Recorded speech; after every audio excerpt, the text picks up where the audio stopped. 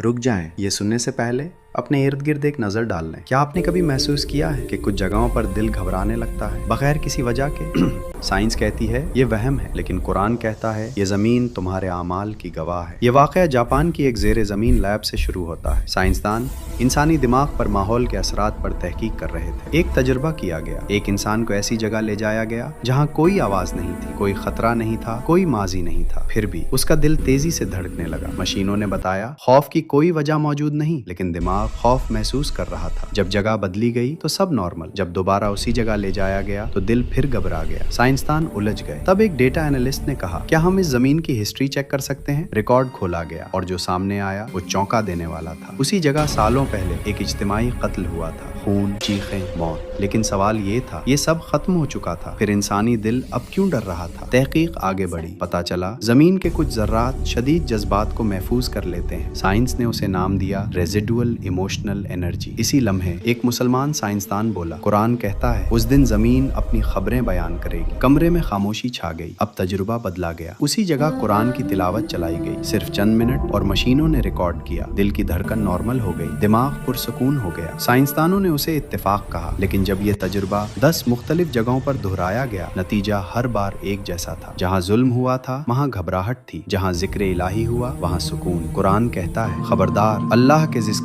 से दिलों को इत्मीनान मिलता है। साइंस ने मान लिया एनवायरनमेंट रिमेंबर्स। मेरे दोस्त, ये सवाल बहुत खतरनाक है। अगर जमीन जज्बात महफूज करती है तो हमारे आमाल कहाँ महफूज हो रहे हैं? क्या हम ऐसी जमीन छोड़कर जाएंगे जो चीखेगी, या ऐसी जो गवाही देगी कि हमने अल्लाह को याद रखा? आखिरी बात सुने, क़यामत के दिन जमीन कुछ नया नहीं बोलेगी, वो वही बोलेगी जो हम आज उसे सुना रहे हैं। अगर ये कहानी दिल के अंदर उतर गई हो तो कमेंट में लिखें, या अल्लाह हमारी जमीन को हमारे हक में गवाह बना। और ऐसी ही कुरान, साइंस, मिस्ट्री, सनसनीखेज कहानियों के लिए चैनल को सब्सक्राइब करें, क्योंकि अगली कहानी ये बताएगी क्या वक्त भी गवाह बनता है।